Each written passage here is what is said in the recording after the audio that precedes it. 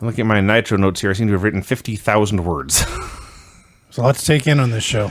WCW Monday Nitro 214, October 25th. Okay, let me begin here, please. Please. Okay, because they had a pay-per-view the night before. Are you aware of that? Yeah. Halloween Havoc. I recall, yes. Okay. Correct. So, just for the record, I'm going to explain to everybody what happened at the pay-per-view in a moment, okay? But first, I'm going to read my notes for the first 10 minutes of this show. Okay. It opens up with no recap of the pay-per-view. None. Mm-hmm. There's a cold open, and Sting is looking for J.J. Dillon. Mm-hmm. Sting is in his street clothes. He's got his white, tight shirt tucked into his jeans, which are cinched very tight.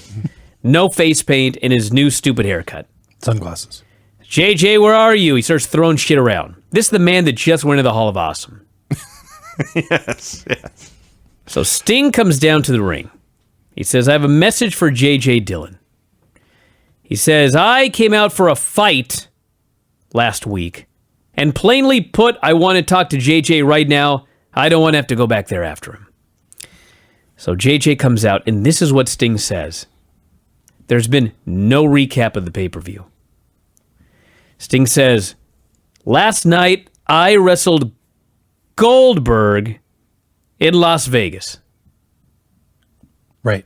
Goldberg? Mm-hmm. He says, I was trying to bail WCW out of a lousy situation because I came to defend the world title against Hulk Hogan. So in bailing this company out, I said I was in for a fight. I asked for a fight. I got one, but there's one catch. I never said anything about the world title being up for grabs. What? Sting says I want my title back right now. JJ says, Sting, you're right. Goldberg won that match against you. It was not a sanctioned match. Goldberg is not the champion, but neither are you. Here I'm thinking, wasn't it Goldberg versus Sid? That was the plan, yeah. Did I not watch weeks of build for Goldberg? What the fuck is happening here? The advertised main event, yeah. You're all right, Brian. So JJ says, this is good. You have been stripped of the title, Sting. The powers to be... We'll get to that. ...have determined that you should not be champion. Mm-hmm. And they are doing a 32-man tournament starting tonight to determine a new champion. The powers to be, not that be, to be, have put you in the tournament. And Sting says, well, give them this message, and he attacks JJ. Goldberg rushes down to make the save, and they brawl. Now, you left out why they stripped him of the title. They stripped him of the title because he threw down the ref after the match. Because Goldberg left with his belt. I see. So he was screwed. Okay, so for those of you that are completely baffled, as I was at the end of this recap, this is what happened at Halloween Havoc. It was supposed to be Sting versus Hogan. Hogan came down to the ring in street clothes. It was a shoot brother, and he laid down for Sting. So they never had a match. And apparently that's what Sting's talking about. He had to save the company because Hogan didn't do the match with him in the main event. So they did in fact do Sid versus Goldberg for the U.S. title. Sid was destroyed. He was massacred. He was bloodied. He was killed. And Goldberg beat him for the title. Via ref stoppage. This led to an impromptu match in the main event because they needed to save the pay-per-view. And so Sting faced Goldberg in a non-title match. Goldberg won, was announced as champion, but then Sting shoved down the referee after the match, and they stripped Goldberg of the title, and they stripped Sting of the title, and they announced a 32-man tournament, which begins here tonight. Because Sting threw down the ref. That doesn't happen every Monday Nitro. Yeah. This was so stupid. Yeah. How can you open a fucking show and not tell everybody what happened at the pay-per-view, and then talk about it like everybody's seen it? Well, if you were a moron, it would make sense. Well, they need a continuity editor. The number of people that were buying WCW pay-per-views at that time. Tens, I'm sure.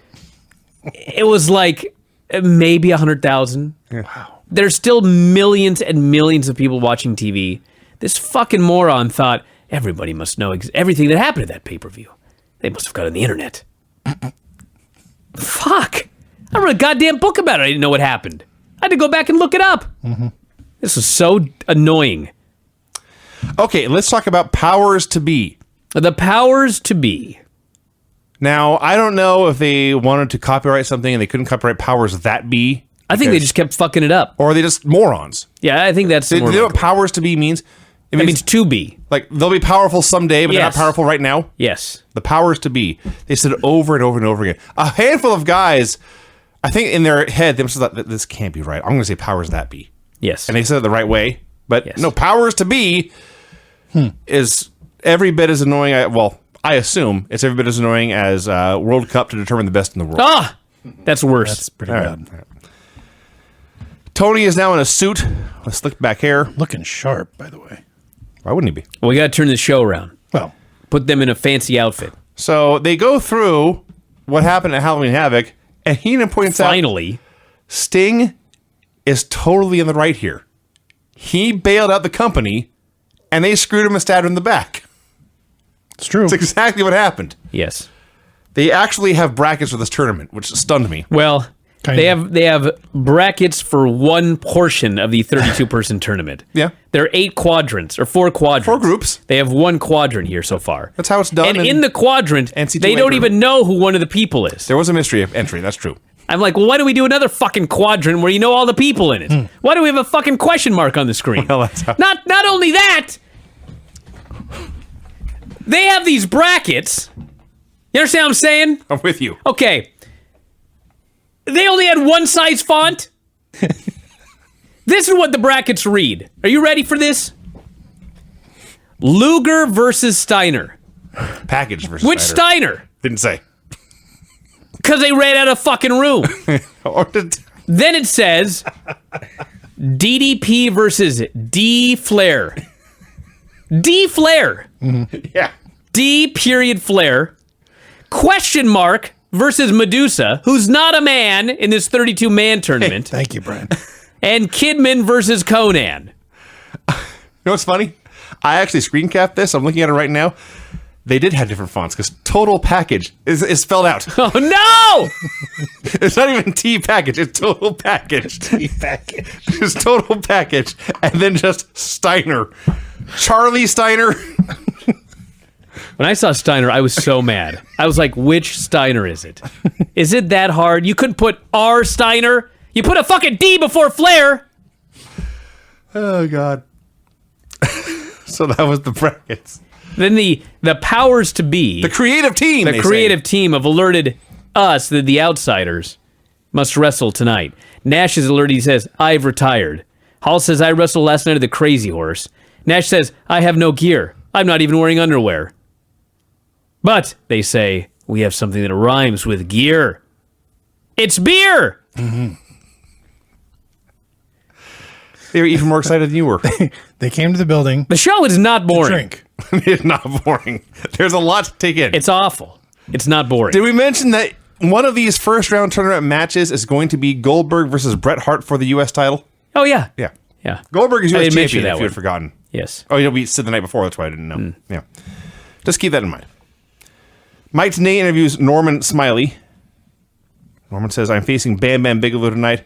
Obstacles and utensils are amusing to him, he says. But tonight is my chance to show I'm a scientific, technical wrestler. I'm the toughest man in WCW. Watch and see. Yeah, and that's the thing He's about got this, a character now. the thing about this A tournament. nerd? The thing about this tournament, they just randomly insert gimmick matches. This is a tournament match that's going to be a hardcore match. Well, we'll get This to was it. a tournament match? Yeah. Yes.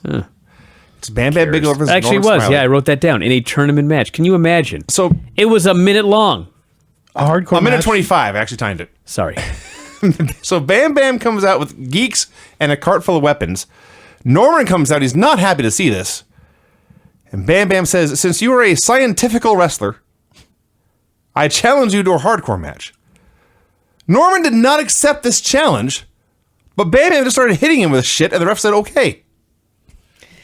Can you imagine booking a 32-person tournament for the World Heavyweight title, which they claim dates back to 1905, and your first match is Bigelow versus Norman Smiley in a 1 minute and 25-second hardcore match where Norman Smiley, with a trash can on his head, falls into Bigelow's balls does a big wiggle and pins him. You're How could you possibly care? you are over giving this too much credit. In what way? Bam Bam puts the trash can on Norman's head. He's beating him, and he stops to pose or whatever. He turns around, and Norman like takes a step out of the corner, and they bump into each other very softly, and Bam Bam Bigelow is killed. He falls over knocked dead. out.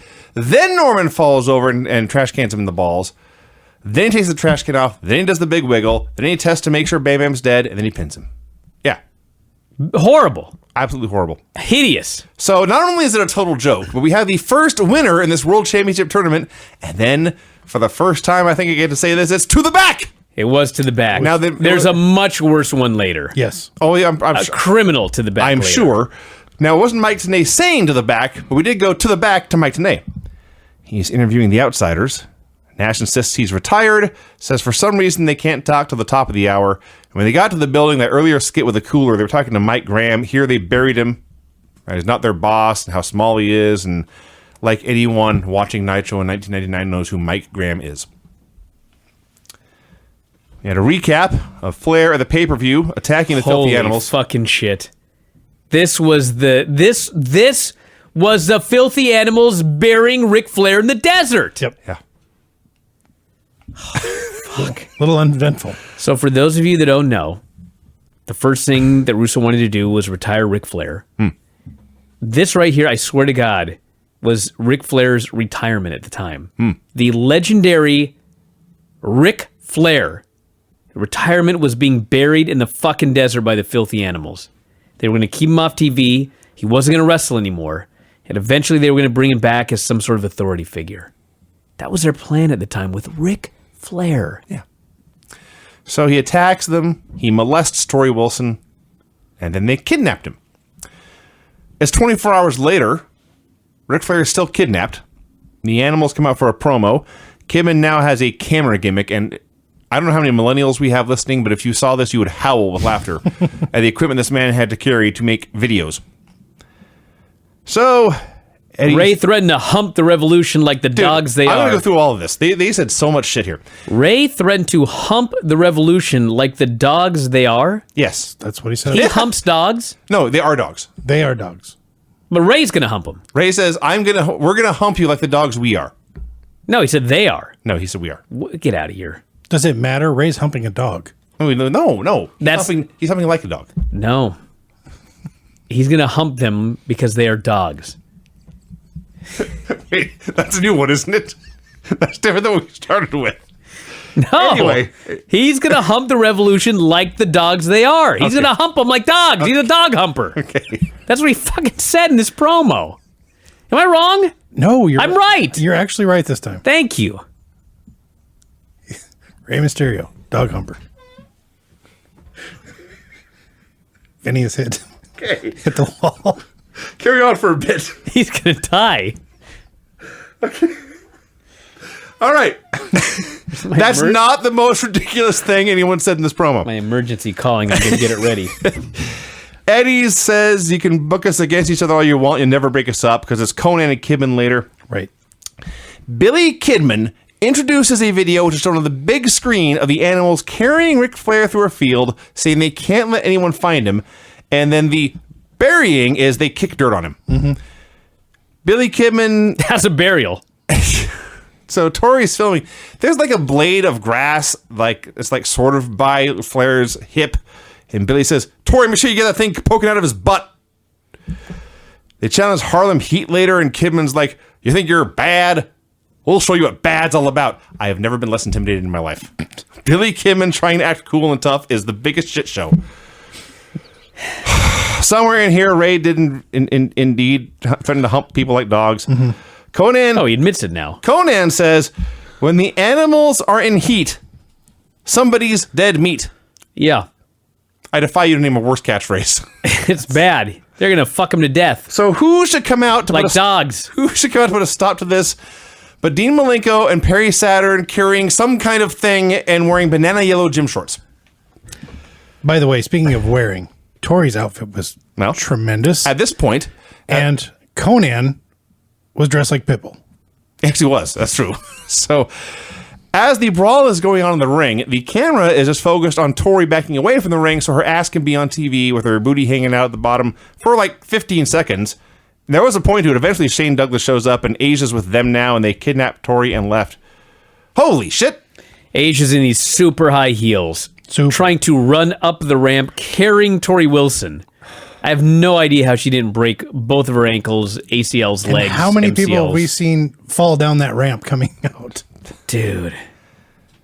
Okay. We'll get to that later. All right. To the back! Tenay interviews Kurt Hennig, who also talked about the powers to be. So they've told him, you are on the bubble, Kurt Hennig. If your shoulders are pinned one time, you're fired. Yes. So apparently the West Texas Rednecks are no more. Yes. Still the same music, but otherwise he's got his old wrestling gear on. No mention of the Wyndhams or Bobby Duncombe. They're all just gone. Tragic. Hennig says, when I retire, it will be my decision, not anybody else's. Now I have a reason to be number one. They want to get rid of him. So the first time he is pinned, he must retire. Mm-hmm. Never mind, they could, as you've established, you can just fire Flair or make him retire. You're in fucking charge. Just don't book him. There's a bigger issue, but we'll get to it. Oh, there is, and you are right. The Outsiders are drinking coffee To sober up. Well, yeah. Nash says the censors better have their fingers in the buttons. They argue about what the delay is. Hall says it's Big Papa Pump rules, a 7-second delay.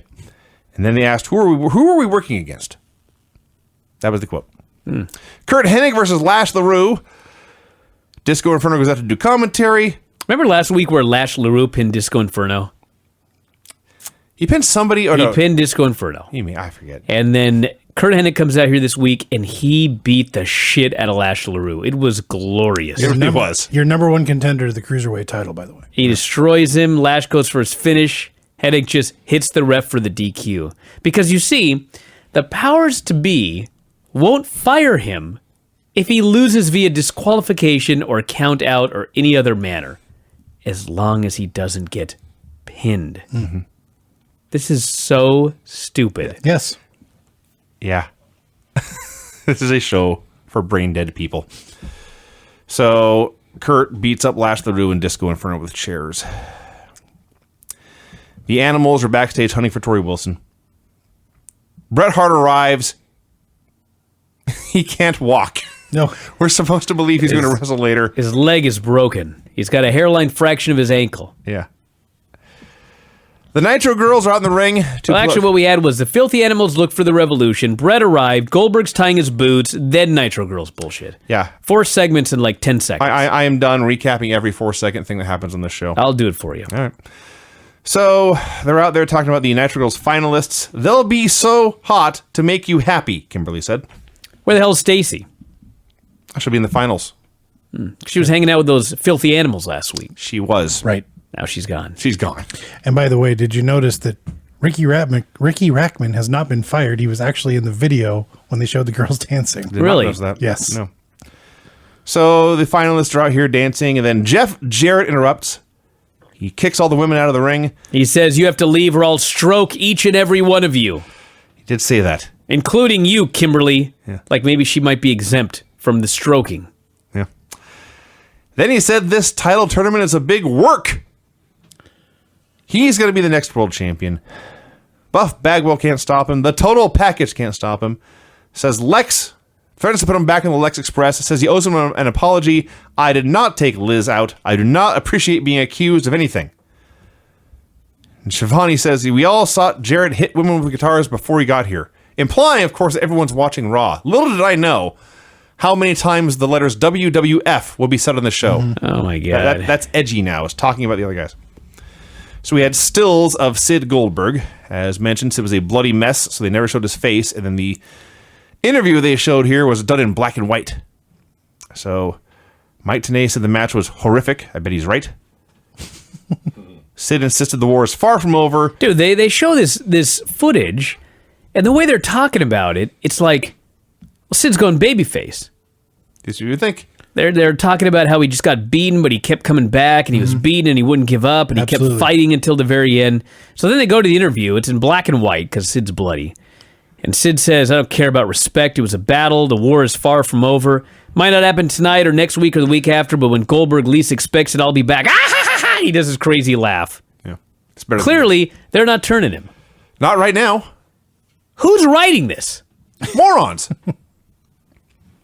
First round match, Perry Saturn versus Eddie Guerrero. Okay, so I didn't check, but the very first spot of this match, Saturn is telling the filthy animals if they don't leave, they'll never see Tori again. Yeah, they'll kill her. He's facing the animals on the floor.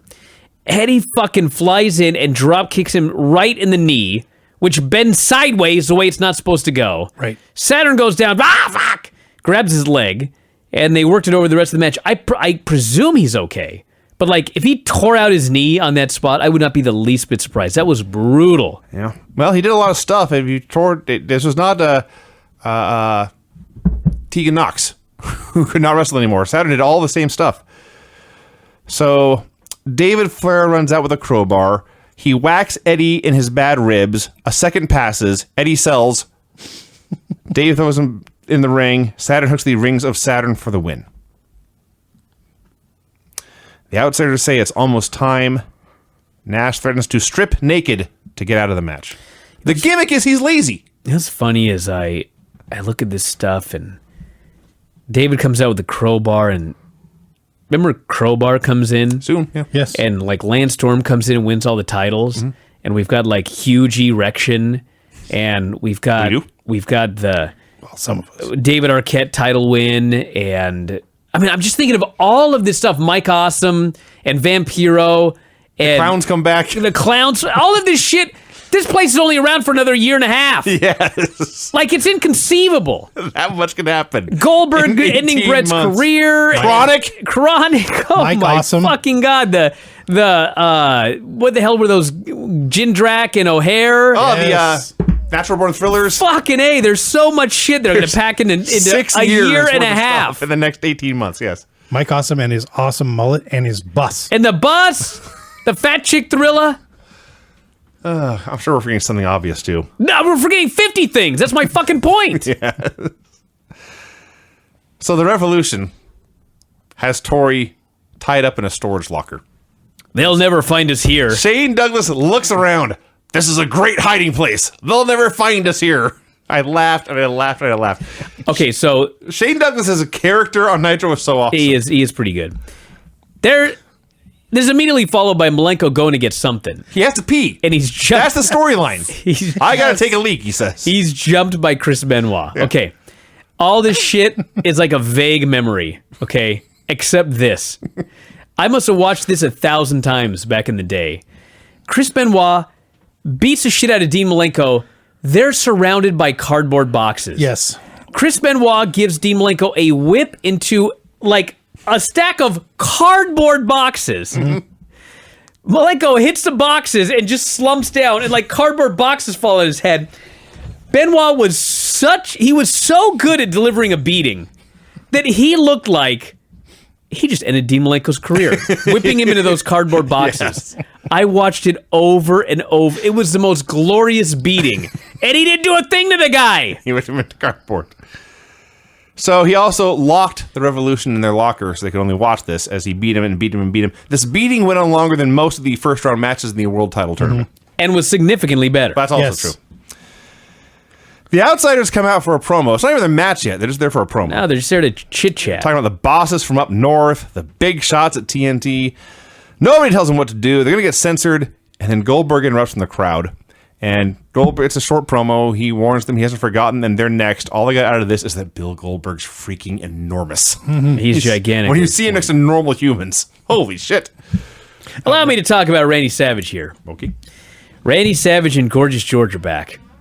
Randy Savage is wearing a glittering red suit and a glittering red hat. I think Bobby Heenan's saying it looks like Elton John on a date. This is what happens in this promo, everybody.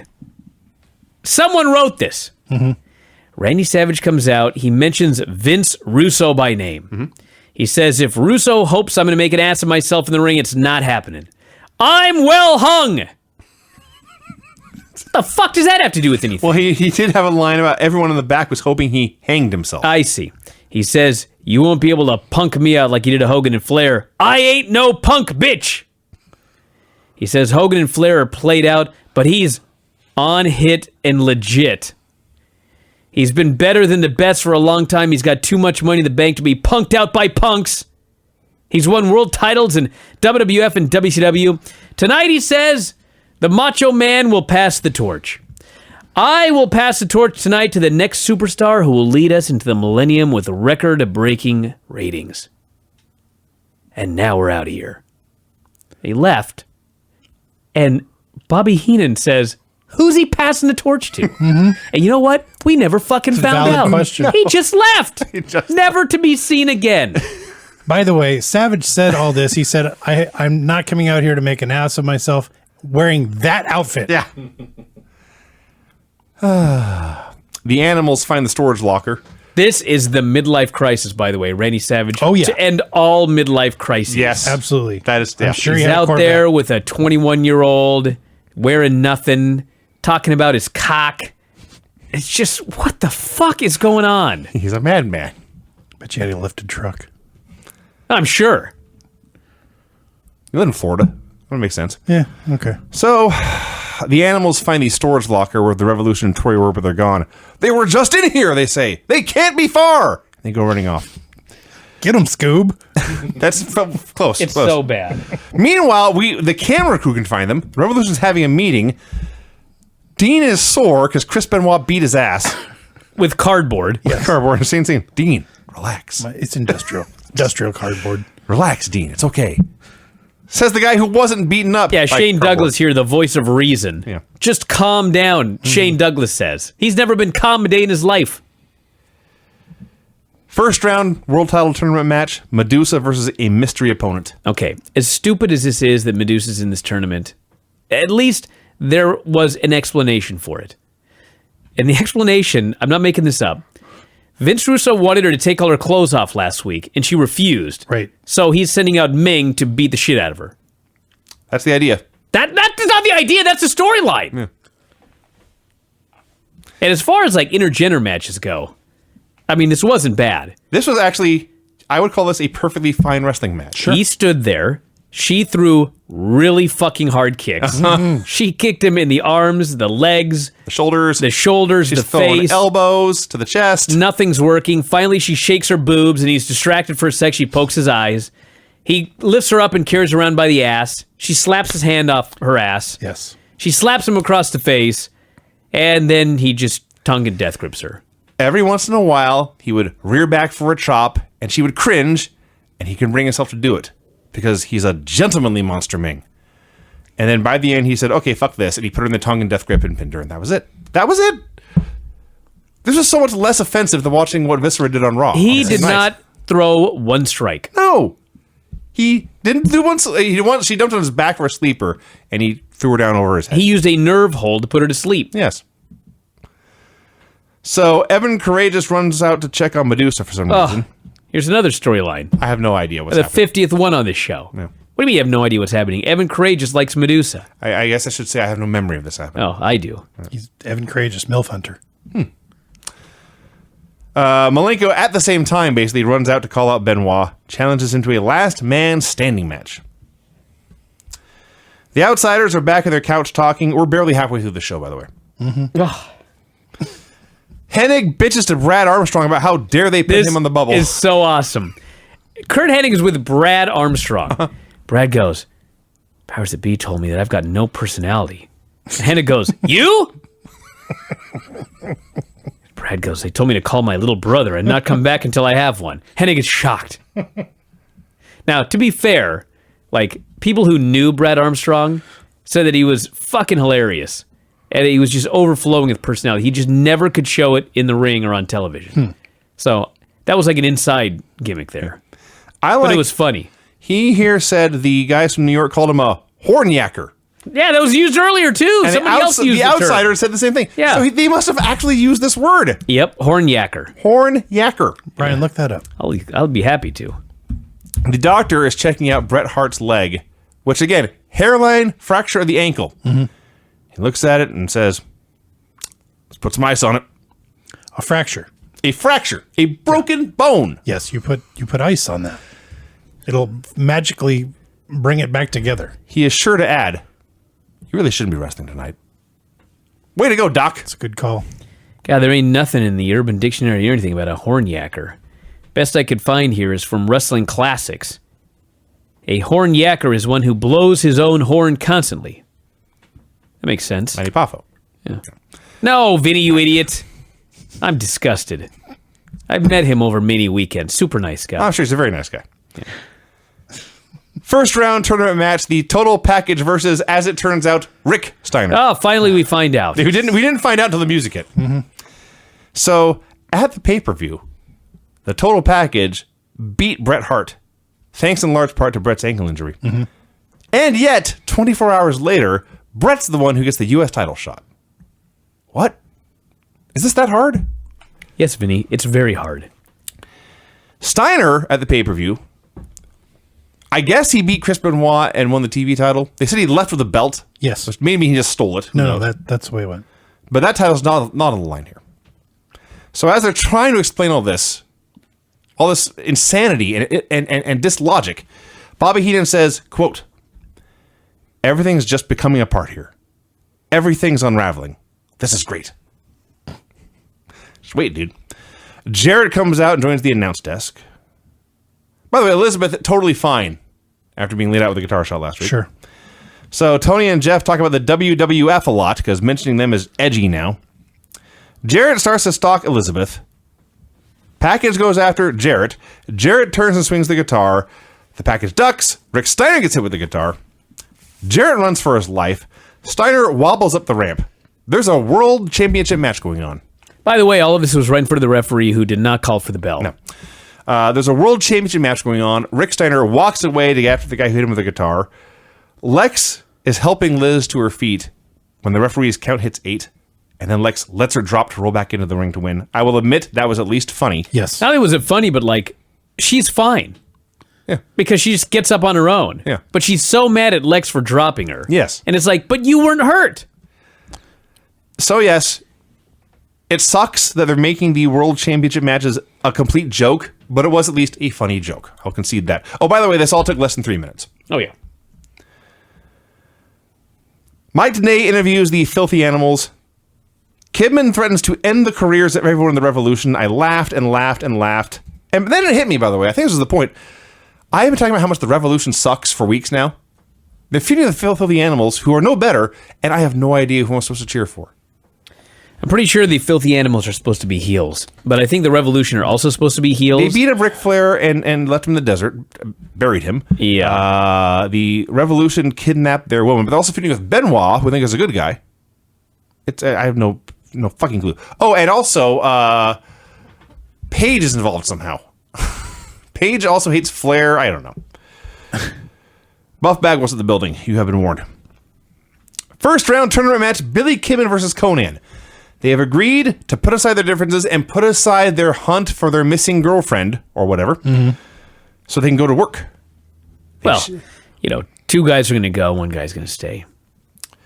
They shake hands, they are friends, and then they start throwing punches, I swear to God, in 10 seconds. Oh, I'm ahead of myself. Yeah. So the ref gets bumped. Harlem Heat runs out. And I'm lost. Where are we? What's going on here? Kidman and Conan. I'm behind because like Bagwell arrived, Benoit taped his hands. I think you're ahead. Nash's knee is killing him. No, he's not. See, I don't write down any of that shit. This is Conan and Kidman, right? Yes. Where the fuck am I? Yeah, Conan and Kidman. Okay. So Harlem Heat run out and just beat both their asses. Yes. Eddie and Ray say, "Hey, that's our friends," and they run down, and Harlem Heat beats both their asses. The Filthy Animals are total geeks. Kidman rolls over, technically gets the pin in less than 2 minutes. Why the hell are Harlem Heat not in this tournament? They're destroyers of worlds here.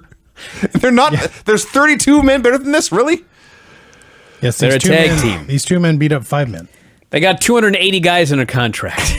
So all the animals start shoving each other. Only the cream of the crop is in this tournament. Eventually, they cut a promo saying, "We'll find Tori, but first, we're going to challenge Harlem Heat to a tag title match. Priorities." Conan said he wanted a title shot against these 2 Mark Punk Bustas. Yeah, Punk Mark Bustas. That's his favorite. He said it somewhere else in the show, too. The Outsiders are back on the couch wondering who their opponents might be. The Road Warriors, the Kangaroos, the Assassins, Bushwhackers. Butch and Luke. Bagwell comes out for a promo. Says he is going to relieve himself over everything sacred in this business. He will never do a job again for anyone. So what he's telling you is that you, the viewer, he's telling you, the viewer, last week my match was fake. Yes. But now they're going to be real. Yes. Says this is especially to the two idiots in the back writing this crap. Because the show is written. It's not real. At this point, two large bald men arrived. Was this the Harris twins? It was the Harris twins. I completely forgot about this. They've been around for a long time. Not bald. No, but Shaving their head fooled me. Well, they were wearing suits, so you didn't see their arms and their tats. I thought someone cloned the wall initially. Yeah. So he says, we represent the two idiots in the back that write this crap, and they killed him. Yep. That was it. Sweet. Malenko versus Benoit in a last man standing match. So if you've been watching a lot of WWE last man standing matches lately, think about the stuff they do, like, you know, Roman Reigns puts a tractor on Braun Strowman, or all this crazy shit happens. Sure. These guys have a very good match for the amount of time they had. They're in just their jeans, supposed to be like a street fight type deal. They're having this fun little match, and all of a sudden they do a fucking double clothesline. Yeah. Benoit gets up and Malenko doesn't, and that's the end of the match. Yes. 7 minutes. What? 7 minutes, and Dean Malenko cannot get up after a clothesline. Not even like a Nikita Koloff Russian sickle. No, they bonked into each other. Crashed into each other. Benoit cannot possibly have done this at full strength. My favorite part in this whole match, and it was a great match, by the way. This is a lot of fun. About 2 minutes in, for the first like 4 minutes, Benoit just destroyed him. And there was a point, they kept teasing the chop. And Dean would duck it, or duck out of the ring, or block it, or whatever. And finally, about 2 minutes in, Benoit hits one giant chop. And Malenko goes flat in his back. And Benoit turns to the ref and says, count. He wanted to win a last man standing match with a chop. I got ideas. I was sad. I was actually sad Dean got up. So anyway, Benoit wins. The Revolution comes out with Tori. No, the Filthy Animals run out first. Oh, fuck. Oh, who gives a fuck? All you need to know is that the heels, or whoever, Revolution left with Tori, and the Filthy Animals split up. Two of them are going to stay to defend the titles. Two of them are going to go get her. Content for the title. We never see them again. Yeah, never found it. Yeah. First round tournament match. Oh my god. All right. Brian Knobbs versus Sting. Was this tournament match too? Yes. It's a tournament match. Fuck, I can't even believe these are tournament matches. Okay, here's what happens. Yeah. Knobbs comes out first. Whole match, Vinny. Tell him the whole match. Sting comes out. His music's playing. He has his face paint on now. Got a fancy new jacket. He walks into the ring. He hits Brian Knobbs with a baseball bat twice. Right in front of referee Nick Patrick. He gets on top of He had him. his back turned, to be honest. No, he didn't. No, he did. No, he was looking On the right at first it. Not on the match shot. second one. Okay. Not to mention he covered him with a bat. He's holding onto a bat. He's holding onto a bat. Yeah, you're right. You're right. The ref counts 3, and then the bell rings. There was never a bell to start the match. There was only a bell to finish. No, yeah.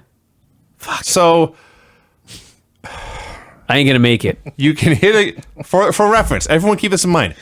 You can hit a guy with a weapon before the match, and it's legal. Right. I'm going to say it again. Write this down if you're just easily distracted. You can hit a guy with a weapon before the match, and it's legal. Mm-hmm. The outsiders are arguing about who's going to start the match. Mike Tenay says there's a hairline fracture in Brett's ankle. Brett says he's just going to do his best. Harlem Heat versus Billy Kidman and Conan. So, after arguing 5 minutes ago about who the heels were, Harlem Heat was the heels in this match. They got the heat on Conan, and then Billy Kidman got a hot tag. Maybe they are baby faces. They just had a match against one another. And there was All I heat. know, to cut to the chase, because we're gonna die in this reviewing the show tonight. The finish is a double pin. So Stevie fucking Ray does a German suplex. It went as well as you would think. Can't do a bridge. Sure. Kidman, who is suplex, does a bridge. Have you ever wrestled? I have. Okay, Craig. Absolutely. All right, so before the fucking match, the referee comes backstage and he goes, "What's the finish? Is there anything I need to know?" Well, Billy Silverman, Stevie's going to give me a German suplex. No, seriously. Stevie's going to give me a German suplex. And then you're going to count 1, 2. I'm going to bridge, and you count 3. Right. So he's pinned, but I'm not. Oh, I got it. Okay, yeah. Billy, you got it. Okay. That was Kidman's first mistake, to trust this fucking idiot. You've got to idiot-proof this shit. So they do the match. Stevie gives him the big suplex. Billy Silverman goes 1, 2. Kidman bridges. Holds up his count. Yeah. And he realizes he's an idiot, and he goes, ring the bell! Didn't even count the third fucking pin. Is it that hard to do this fucking job? Don't defend this. No, I'm not. I'm not. And by the way, title changes hands. Yeah, new World Tag Team On Champions. that fucked up finish, they announced new tag team champions and to the back. Immediately for a Goldberg promo. By the time the Goldberg was by the time the promo was over, I'd already forgotten about the title change. In hindsight, they should have gone to the back earlier so we didn't see the horrible finish. Harlem Heat, who beat all 5 of the Filthy Animals, wrestled 2 men who had previously had a match and still lost. Yeah. We got to keep the show going. Come on. We're almost done. DDP and... Oh, we're not. There's 18 segments left. DDP and Kimberly showed up. She fucked Flair last week, but now she's just back with DDP. Yeah. Like nothing's happened. Paige is mad at Flair, but cool with her. Yeah. She's in an extremely tight dress. I have no idea how her boobs stayed in. Tape. I mean, you can actually, like, she's, it's cold in the building. Sure. Yeah, and it's like right on the edge. It's impossible. Anyway, David comes out. He starts killing Flair with a crowbar. A crowbar, you say? Ref takes a bump. Kimberly lays across DDP. David calms down and leaves. Was there a match? Was there a finish? Was it a tournament match? This was a tournament match. Who won? Don't know. I have no idea. I'm guessing it's Paige. Now, in the last match, one guy hit his opponent with a weapon and then pinned him. David hit the guy with a weapon, and then there was no match. Why? Because this is the worst show of all time. The It's fuckwits 1,000 putting the times show together. worse than Raw. It is much worse. Here we go. Here we go. John in Memphis called today. Your biggest fan. Yeah. He alerted me that one of the women in this match was Minka. Yes. Which, in fact, I do remember from that period. What I did not know is that Minka, he claims, is still performing today. My goodness. I would assume that's true. 48 years old. Yeah. Apparently, she was a tennis star. What? Well, you both know Adam Carolla. That's how I know Minka. Yeah, Adam Carolla is a huge fan of Minka. I heard the joke a million times on Loveline. I assume he's still been telling the same jokes in his podcast, but he would explain when she tells the story, because as the number one Asian Bamboo Queen, she was a frequent guest on the show, or at least a notorious guest on the show, at least. But she tells the story of how she was a tennis player whose coach was the one who told her she should get into pornography. To which Adam Carolla replied, "You must have been a really great tennis player." Sarcasm. Yeah. Anyway, His delivery's better. Yeah. well, he does make more than I do. So anyway, there's 2 women out there, and then also a third woman who is Minka, and they're just doing a parody of a tag team match, and Face and boobs, face and vagina, Flair flops. Crowd's going nuts for all of this. yes, Minka gets on the apron in a shirt, and it literally looks like she is wearing a giant front pack with twins. yeah. Yes. It's preposterous. Yes. You're probably underselling them. Nash is flabbergasted. He just wants her to flash everybody. Why? And in the middle of this, Goldberg comes out. He spears Hall to death. He spears Nash to death. I believe the girls pinned them as well. This was a mess. this woman's performing from like a hospital bed, right? Because she can't walk around with those anymore. Apparently she can. She's only 48. Maybe tennis is good for the back. It could be. I don't know the technology nowadays. Maybe they're mostly air. If I'm a guessing man, I'm thinking like 60 pounds a piece on these bad boys. No, it actually was on Boobpedia. Okay. I looked it up, and she actually there was actually a deal where she said how much each boob weighed. It was either 12 or 16 pounds. There's no way. Yeah. They're not actually cement, Craig. Do you think that existed? I never knew. Well, now you know. I didn't know either until today, but Some research to do. let's find out what they said they weighed. Go ahead, Vinny. Very critical we get this info. Yeah, because 13.5 pounds each. She has a cup size reported as 55 triple K, Oh my God. but because she has a 23-inch waist, and a chest probably in the range of 30 inches that would actually make her bra size a 30P. People spend a lot of time on this. You should see how long this Boobpedia entry is. It also has a list of various films that she's been in, which even I can't read these on the air. Granny's listening. I mean, there is Best of Bosom Buddies. That's not too bad. I'm waiting for more. Boobs Ahoy. Monumental Mams. What's that one about? Well, Vinny, Stonehenge. Monumental Mams. Oh. Main event. First round match for the U.S. title. Bret Hart versus Goldberg. Tit attack. Is Terry in that one? That's the worst kind of attack. Or maybe not. So, I'm dying. So they're having a fun David and Goliath match. Bret is, of course, on one leg. He's a one-legged man in an ass-kicking contest. And it's Goldberg beating him up and stalking him. Hold on. Brian, check Hold on. out. Why bother? Brian, what'd you find? What'd you find, Brian? Just Share with the rest of the class, please. keep reading. No, you have to. No. Just keep going. Okay. So, every once in a while, Goldberg... Come on. This isn't fair. I can't read this on the air. Craig, go read that. Really? I'm going to send it to you, Vinny. I'll text it to you. There you go. It's just so, like, they're not even pretending it's something else. I mean, Boobs Ahoy could be many things, but I mean, this is... I'll quote it now. Well, I mean... Name 3. I'm sending it to you. Go ahead. No, I didn't say 2. I texted it. Was I wrong? That is... The only, now, we'll have to check this out and time it and see if it's actually 3 hours.